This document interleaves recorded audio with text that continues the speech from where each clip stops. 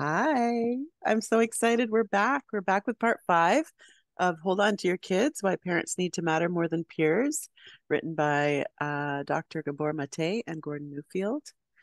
We are on part five. I cannot believe we're on part five. I'm so excited because this book has really already impacted my life as a parent and an educator. But before we begin with part five, I want to do a quick little recap of part four.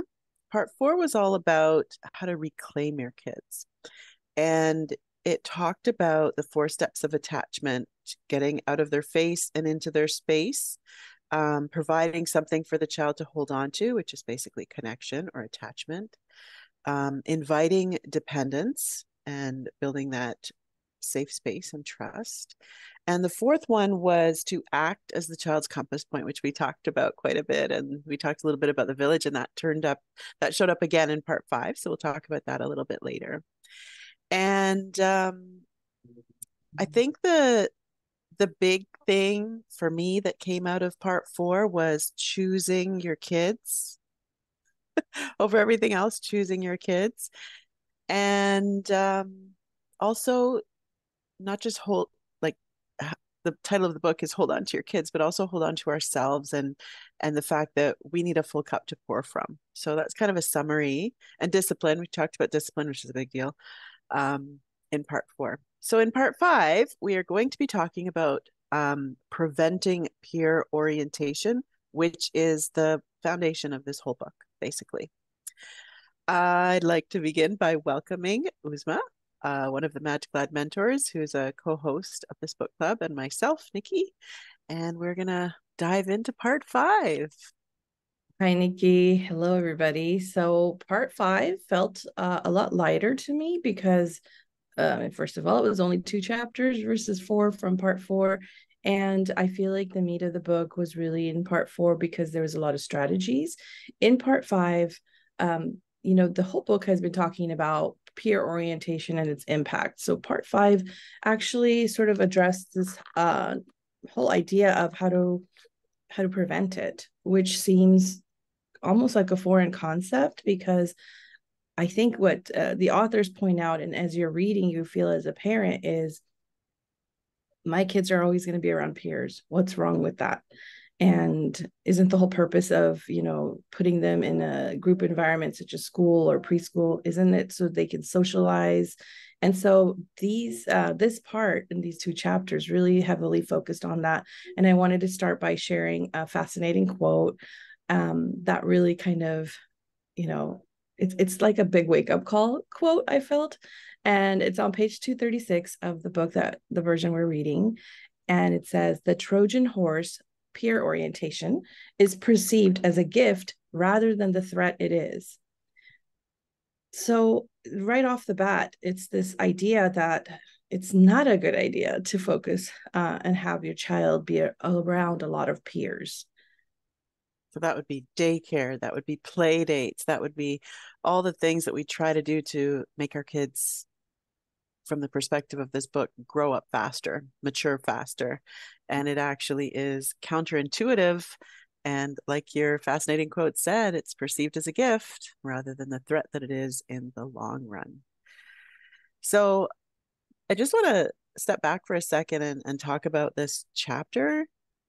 It was this part five, it was two chapters, which was a relief because, like you said, it was much longer previously and much more heavy previously.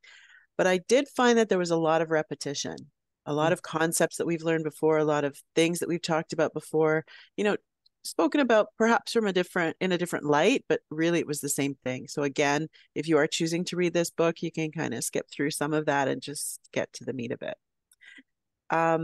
But the bottom line was that it was reinforcing the value of adult relationships, not just parents, but other caregivers as well.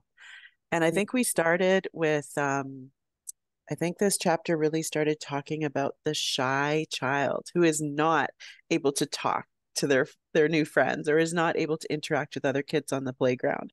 And we're like, oh, just go, try, oh, you have to do this. Oh, talk to your friend. Oh, go and do all of these things. And as parents, we're trying to encourage them to do it. And like I said, this chapter brings up the fact that it is counterintuitive that a shy child actually developmentally has a very useful function because this attachment is keeping them attached to us as their adults, as their compass point. Versus the child who's just like, yay, I don't need you. I'll go play with everybody. It's so interesting. This part I found very much like relatable to me and my experience as a parent, my experience as an introverted child myself.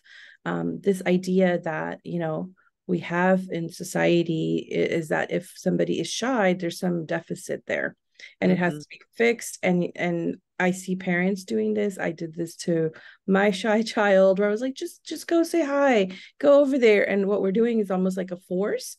And it's basically designed to shut the child down socially. Right. Right. So what's happening is we're thinking as parents or even teachers, like the child who is shy needs to interact with the peers. But in actuality, the reason they're not doing it, the book says it's discouraging any interaction with those outside their nexus of safe connection. So a shy person or shy child does not feel safe when they are pushed into an environment that they're not familiar with. And so it validates why children are shy, right, or awkward in earlier grades. And they usually just relate to some parents or adults. And they may relate to some peers. It's not to say they have none, but if the child's natural disposition is of shyness, it's just, it highlights why it's not a good idea to force social interaction with peers. When they're not ready, especially by the safe person. The safe person is forcing them into a situation where they don't feel safe. That's just a Yeah. contradiction. And the children who are shy are using, their intelligence to read social cues and how to be and how to act. And we're not like giving credit to their nature at that point. Um, so that was an interesting part. And so the solution proposed by the authors is to promote warm adult relationships over peer relationships and keeping the attachment in mind. I think that was an important takeaway for me. Mm-hmm. And when peers replace adults, it's the absolute opposite, right? Mm-hmm. So when they're not shy, they're the reverse of shy or the opposite of shy. What they're doing is they're using their intelligence to read social cues on how they should be acting or how they should be, being in the world, which is not necessarily a good thing because they're going to be following peers instead of following what they've been taught or who they naturally instinctively are. So that was really interesting, I found. I, I And remember, usually we give oh, look at them, they're so friendly. Oh, look at them, yeah. they're able to interact so easily and without effort, and you think that that's a good thing. That was So I interesting. recall, I recall when I had one of my children was more shy than the other as a child, and they were really quiet. And I noticed that, they didn't engage in conversation right away. I used to almost kind of, nudge a little bit, like, come on, go over there, go talk to them. And one of my friends made a comment, which made me kind of realize, like, I don't need to worry. She said, oh, your daughter's like a really quiet observer. She watches things around her. And that's that part in the book that they're talking about where they're looking at the social cues, they're looking at their environment. And she did, warm up after a while. Sometimes that required multiple visits with the same people. And so this expectation, that even parents and teachers and other caregivers give to children on a first encounter is actually just so much pressure when it doesn't need to be. So true. Oh, daycare. We're going to talk about that a little bit later. But there was a very interesting quote on page 239, and I think this might be paraphrased a little bit. Let's see. not only are the seeds of peer orientation sown in daycare and preschool or shown, but the fruit is already in evidence by the 5th year of life. So I actually found that a little bit scary because, you know, there was discussion about a study that was done, one of the largest studies ever done on this type of subject, and it said that more than 1,000 children from birth to kindergarten, and it said that the amount of time that a child had spent in daycare uh, was predicted that they would be more likely to have aggression, disobedience, and this is just both at home and in kindergarten. And they say that this aggression and disobedience are the legacy of peer orientation. And that made me go, wow, okay. They were talking more about counter will, something else that we've discussed previously in this book. There was, talk about arguing, sneakiness, failure to take direction, temper tantrums, destruction of property, cruelty to others. I mean, the list continues. And it struck me because as a kindergarten teacher, I was a kindergarten teacher for 4 years, almost, well, actually 5 years. I was the machine running the institution, right? So this institution where you send your kids and they have to sit in the circle and they have to talk and they have to do all these things. And there's no room for those warm, there's not no room, there's little room for those warm adult relationships because there's so many kids and so few adults. And so I was taken aback a little bit because I was like, I am the one running the machine. I am the one who's, saying, oh, come on, play with these kids, even though it's your first day. I was the kindergarten teacher who said to parents, the kids are lined up. It's time for you to go, away from the gate where they're watching everybody on the very first day of school. And I'm like, okay, parents, off you go to your cars and walking home. We don't need you for this part. So they're safe people. The people that they've, known and loved all of their lives are now gone. And they're with me, this stranger. And I open the big metal fire door and tell them to come into this classroom, which most of them have never been in, never been to a school before. And once every single one is in, I close the fire door. And I'm like, that's a moment. That's a Separation. whole thing of, this big door is like the physical manifestation of the separation from home and nurturing to school and what I'm going to call the institution. And I say that um, as that comes from me reading this book and reflecting back. But as I reflect a little bit deeper, I did not send my children to preschool. I purposely found a home with a woman who she was about 60, 65. She had her mother who was 92 living with her, and her children were grown. She had no grandchildren, but it was a home daycare with a humongous, beautiful backyard. And what she offered was home cooked meals. What she offered was love. There was maximum 5 kids at any time there. They could all hug her at once. And the grandmother would sing to them in her native language, which is some European language. I think it was Croatian.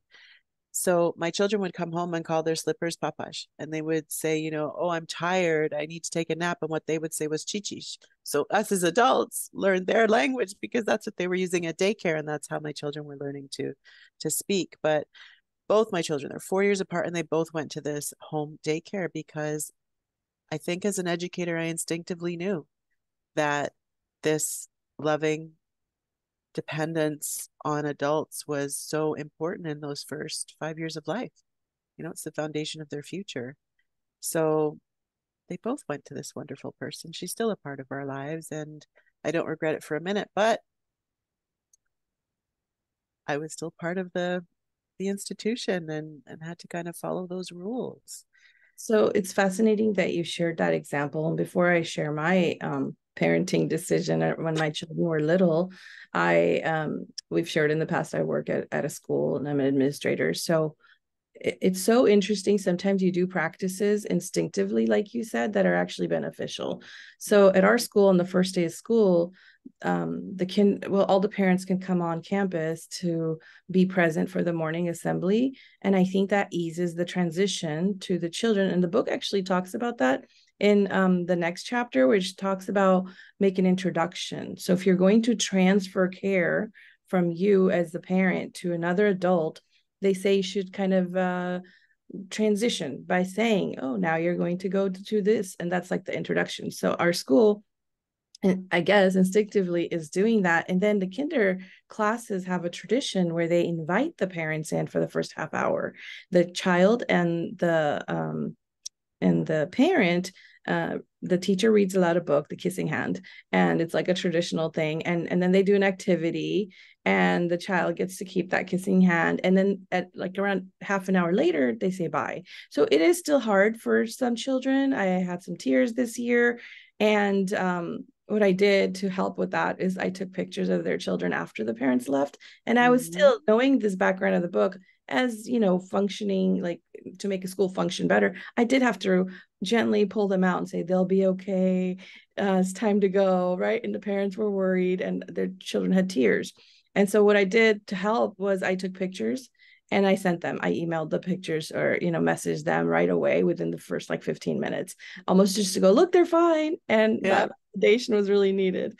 So it's just like schools, yes, we're institutions, but I think we can be mindful and thoughtful, and not every school does this, but if you are able to, if you're listening to this and you're an educator, we invite you to look at alternatives to make that transition softer. Yes. And or just simply, if you can't do that, before jumping into peers, like the teacher needs to be the connector, right? Mhm. That's something this book outlines a lot. So my experience as a parent, when my children were young, I had the privilege of having my parent nearby. So my mom and aunt lived together at the time, and I would drop off my child the first 2.5 years there and then go off to work. And so she was in a home environment, grandma, so you can like see the love, and a lot of attention, a lot of devotion was given. But I noticed, which at the time I didn't see as an advantage, around 2.5 years old, I took her to a mommy and me class and noticed she was not speaking English at all. We speak a different language at home. So my child was very well versed in that language, but then I knew the benefits of having a second language, so I didn't mind that. I encouraged it. However, I felt a little nervous that she's not able to interact with peers. How is she going to socialize? And, so I put her in a preschool environment. I researched, which one would fit our family's needs. And I enrolled her in a Montessori school. And of course, she cried.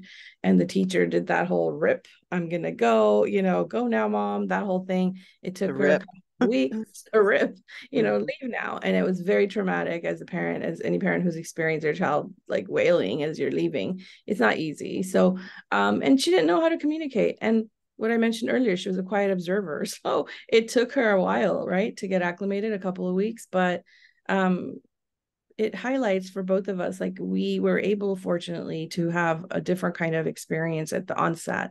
But parents who are reading this book, who don't have that option, who have to have both parents work and put their child in a daycare center, you might feel like, this book is promoting something different, and you feel guilty, right?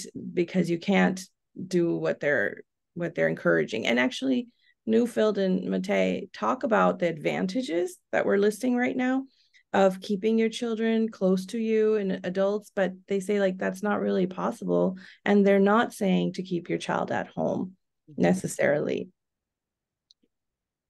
because Absolutely. financial resources, right?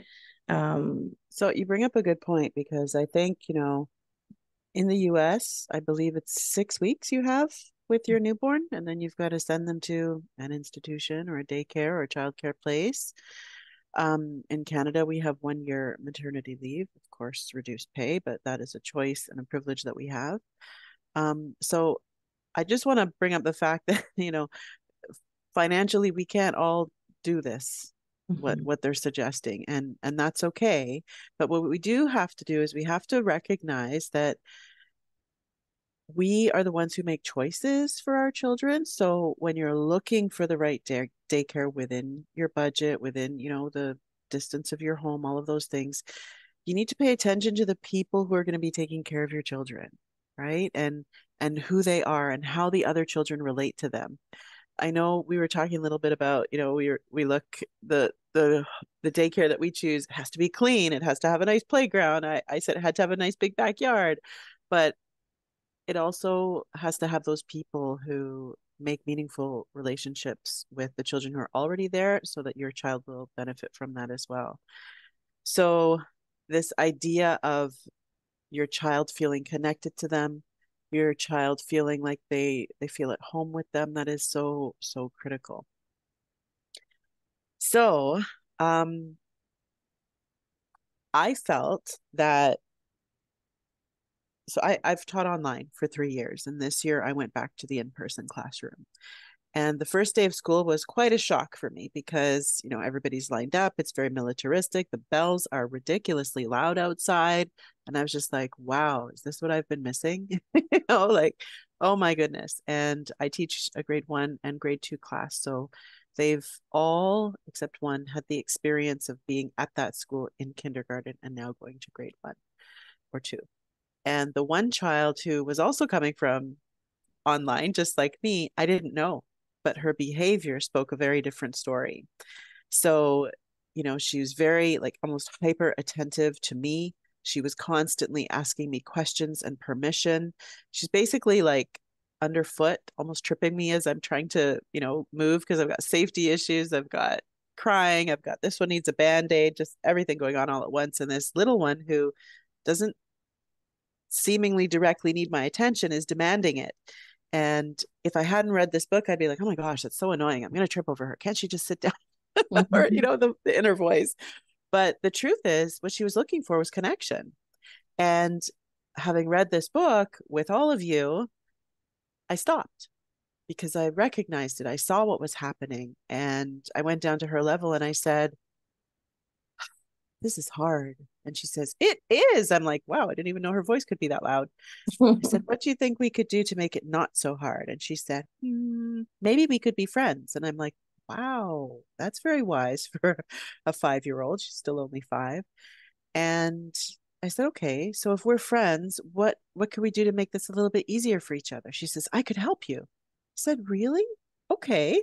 Well, how about you hand out these papers? Give one to each person and ask them to sit in the circle. She goes, okay. And she took my papers, she handed them out. She was the most pleasant, polite little thing. And everybody was in the circle, kind of modeling her energy and waiting for me by the time I got the one who has special needs to the circle. And I was like, isn't that interesting?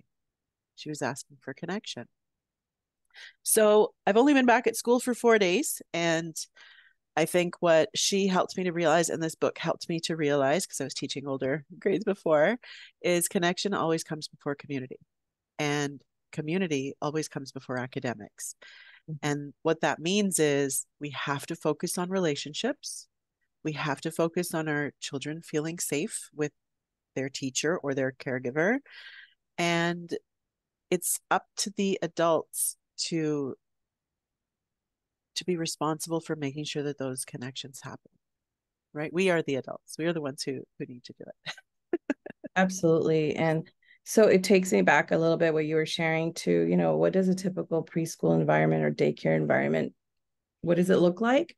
And I think for parents who have children at that age, if you're at that part where you're still needing to make those decisions, oftentimes we'll look at, how close the daycare or preschool is to our homes, or, how clean. Like when I was looking at the Montessori school, I didn't even think about the adults there at all. I didn't even meet the teachers. I just had like one meeting with the director, and they weren't going to be with my child, right? I looked at how clean the space was, which is a good criteria for sure, right? I wanted to make sure my child is in a clean space. And I looked at the playground. I based my decision on those factors: playground, cleanliness, and, the program. I didn't want just a daycare. I wanted an actual academic environment. So I ended up choosing Montessori environment. But the part that we're kind of missing is the people that are going to interact with our child in a preschool or daycare. It's often what we don't focus on is the adult. We look at and we get excited when our child comes home and goes, I made a little friend. And we feel like, yes, we did it. We got the checkbox of the socialization part that's so heavily emphasized that a child needs socialization with their peer group.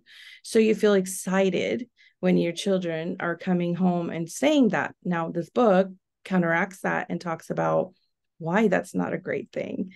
So, because the little friends are influencing their development, especially in boys. So, the more time that they're spending together, the more peer influence affects our kids. Insane. I think the book also spoke about the fact that boys are more susceptible to being peer oriented than girls, and that boys' attachments to their parents are often less developed. It also talked about the fact that the more boys are attached to their peers, is the more resistant they are to contact with the adults in charge. So I instinctively thought of the Lord of the Flies again. I know we talked about that earlier in this book and human nature and things like that, but I found it really interesting because, you know, boys will be boys. Oh, there they go again. But they're actually reinforcing it, and I just found that fascinating. And yeah, I really, I feel like daycares are kind of like, and even schools, and I say this as an educator, that they're basically compliance factories. I know that that was your something that I had said, and you were as an administrator saying, well, not really. We work so hard. And I'm like, well, as an educator, this is my bias. I feel like schools, school systems, daycares, all of these places are compliance factories. And I hear myself sometimes saying, to children who are, well, whatever, I'll say, you coming to school, this is your job. Mommy and daddy, or mommy or daddy, or guardians, they have their job. So they're going to work to do their work, and you're coming to school to do your work. So this is your responsibility. And quite frankly, what I'm saying is this is a compliance factory. Well, even the idea of bells, right, comes Yeah. from industrial Isn't that revolution why schools were time. created? Yeah. Schools And were created to prime children for working in factories. That's why exactly, they were created. And exactly. what was taught was what they wanted them to know. It was like the cultural transition of societal values based on what the government wants them to know. And Yeah. all curriculums, public school especially, I don't know necessarily think that's the same with private schools, are made by the government, changed by the current government. In the last 2 years, I've had a new science curriculum, a new social studies curriculum, and right now, this September, we start school with a new literacy curriculum. And for me, it's very difficult to keep up, but it's not necessarily based on the science of how the brain learns. It's based on the values of the current government. So I find that also quite fascinating. Yeah, and I think just school environments. I mean, I work at a private school and we have a lot more flexibility, but we're still compliance heavy, right? And so there's a quote on page 243 that actually talks about this. It says, by placing getting along at the top of the agenda for immature beings, we are really pushing them into patterns of compliance, imitation, and conformity. The So the machine. machine. Wow, compliance, imitation, and conformity. That's exactly what we're doing. Mhm. I know that this book is written by psychologists, and in the beginning it was a lot. It was heavy, it was detailed, it was guilt-ridden as an educator and as a parent. But I find that, now that we're kind of on the other end of this book, it's like a refreshing perspective that it's counterintuitive. I would never have recognized what I know intuitively or what was not in alignment unless I had read Hold On to Your Kids. I find it absolutely fascinating. Right. Just a notion that your child's does not need friends necessarily. That's Right. a shocker because everybody tells you they do, and they don't. The book does talk about, they're not saying like just stay home and do nothing. The children do Hmm. need to interact, but the focus needs to be connecting with their adult relationships, and peers are not the answer to boredom. So that's also mentioned because, again, every child on earth says I'm bored, and either parents like want to fill that void with, providing them activities, or arranging play dates, because that's been taught to us that that's how you socialize your child. So the book goes on to say that children become bored when attachment instincts are not sufficiently engaged. And that's really fascinating to me because I know that whenever my little people in my class are bored, I give them a job. They think it's fabulous. As a parent, if you're cooking and your child is demanding your attention, I'm bored, wah, wah. You're like, hey, come help me. We're cooking. I want you to do this part. So when attachment instincts are not sufficiently engaged, that is when children become bored. Yeah. And even the act of playing, like I focused on that a little bit in my reflection, is that oftentimes we assume children know how to play because it's just so natural for children. And so play actually has to be taught. So when they're saying I'm bored, it's possible that they don't actually know how to engage themselves. Like it's a sign of, not being fully developed and knowing how to occupy yourself. So it is up to the adults in the home and outside environment, if you're in school, to teach them how to play, to teach them how to do a task. So you're saying, come and join me while I cook. That's a great example because you're engaging them.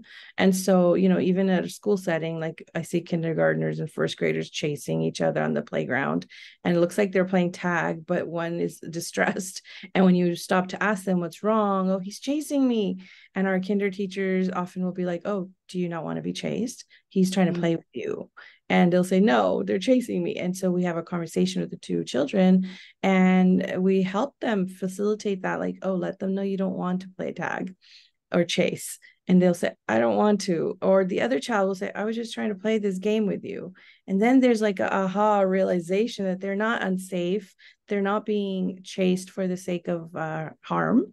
And so oftentimes, majority of the time, there's more clarity and there's the conflict dissolves at that point. When we are, again, look what happens as the child comes to the adult and the adult engages and helps and Right. connects. And also gives them the words, right? Stop. I don't like that. Yeah, teaching them how. Absolutely. Um, I think there was a quote on page 249. Let's take a look at that one. I made reference to that one. Yeah. 249.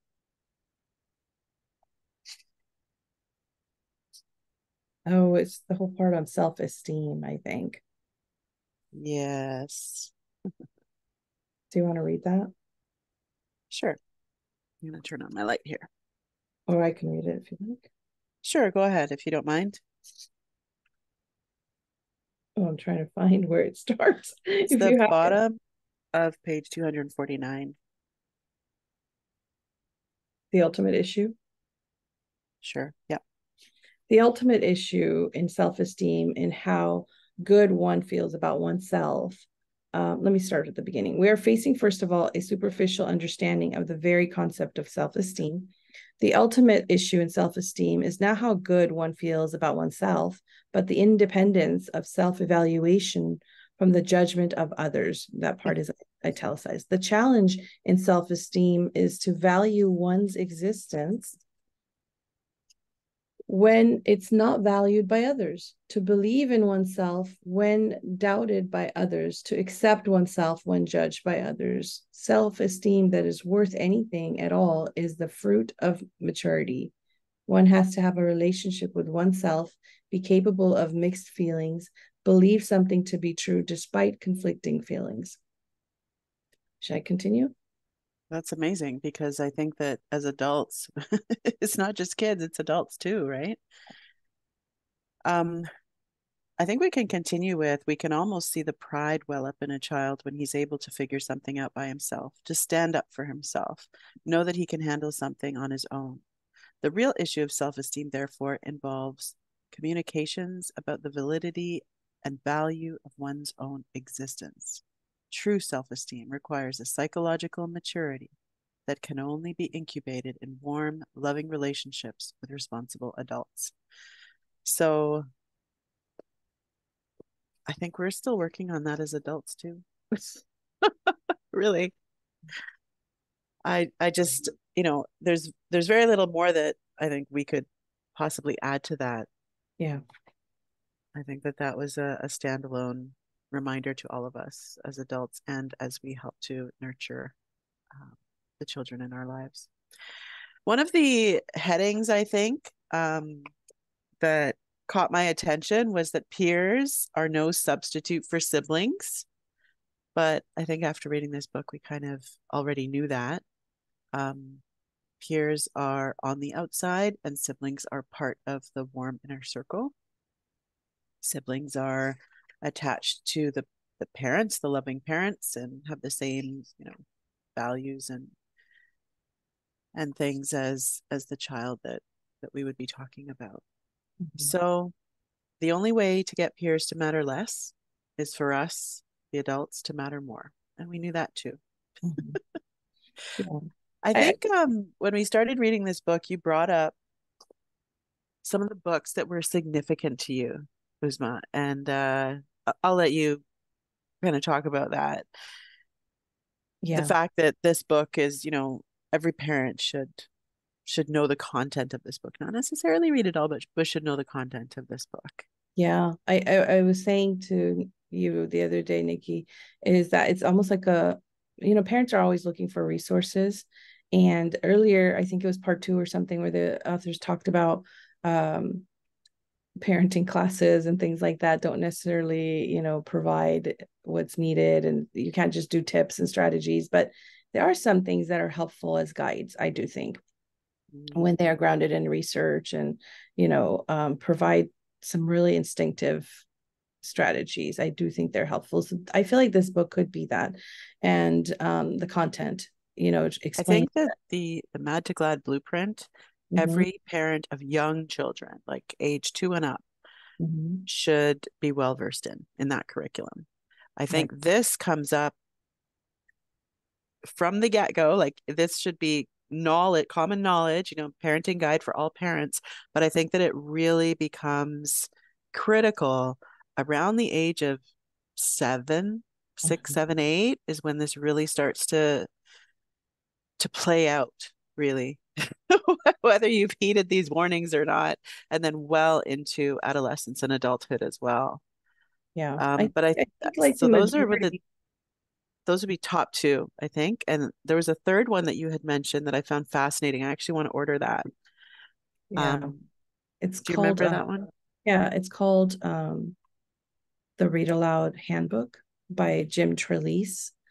And even if you're not able to read that book, look up a summary, but because the idea and notion, it's fascinating how we make connections of things. So literally, I'm just making a connection right now, is both of these books emphasize adult relationship connections to children.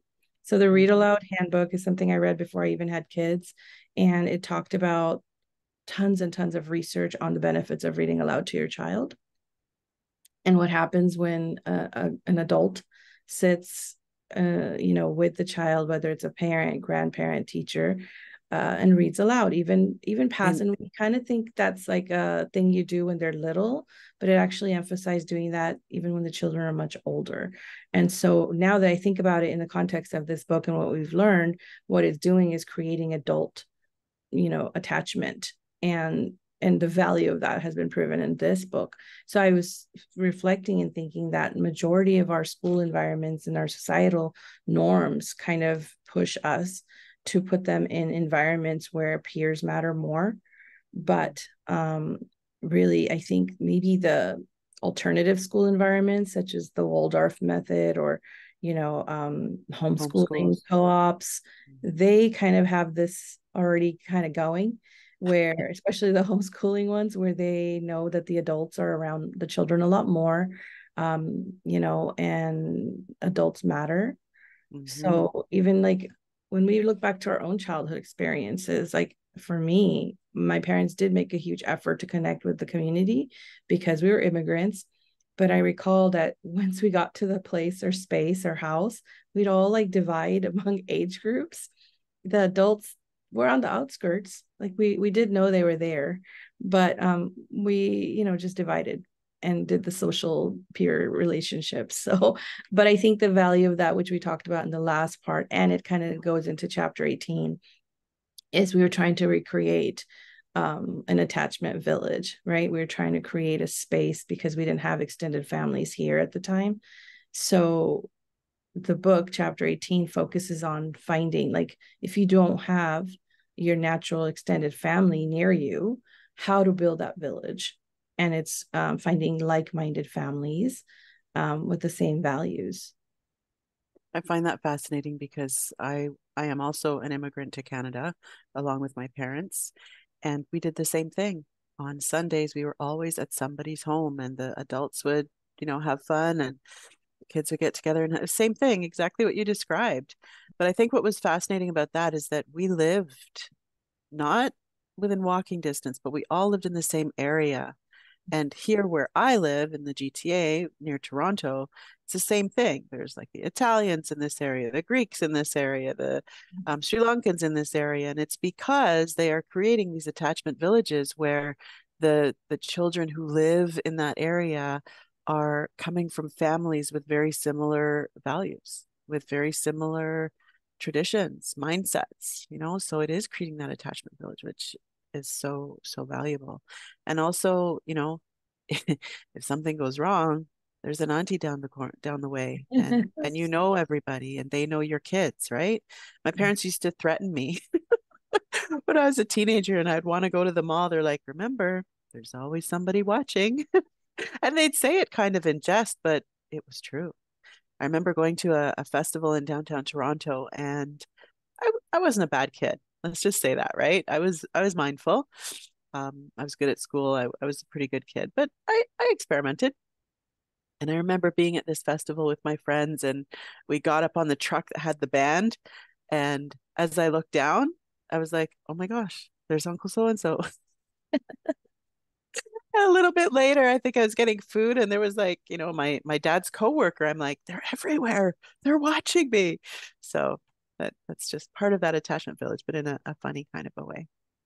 Yeah, and I think it's interesting too because it's not just about the house, right? It's this home idea, and the book kind of in that chapter talks about a village is a village because of the connections among the people, and we truly feel at home. Only with those we are attached to. It Mhm. says so much about people and how connected we are in the world. Absolutely, in human nature. I must say though, this book, the original publication ended at the end of part 5, which is where we're at right now. And the ending was quite powerful. There is a part 6 in this version because it's the postscript, which we're going to talk about in just a minute. But the last sentence in part 5 was just so powerful. The very, very last sentence says, we need to hold on to them until they can hold on to themselves. And I was like, wow, that's so true. Keeping in mind that children do not become adults until the age of 26 cognitively. So that's a long time for us to hold on to them until they can hold on to themselves. Yeah, that's such a Yeah. good point. Um, I found the ending really powerful as well. Because it's just reminding us that we need to hold on, not to hold them back, because that's how it's perceived, I think.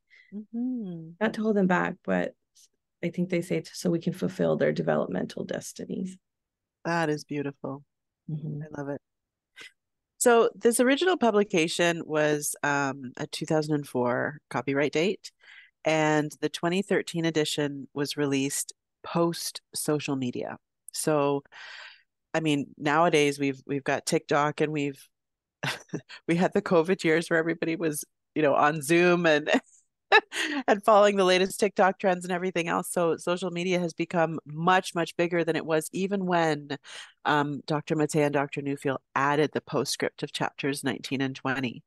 So in retrospect, the book foreshadowed, but didn't actually have the full picture of what the digital revolution would mean to us, right?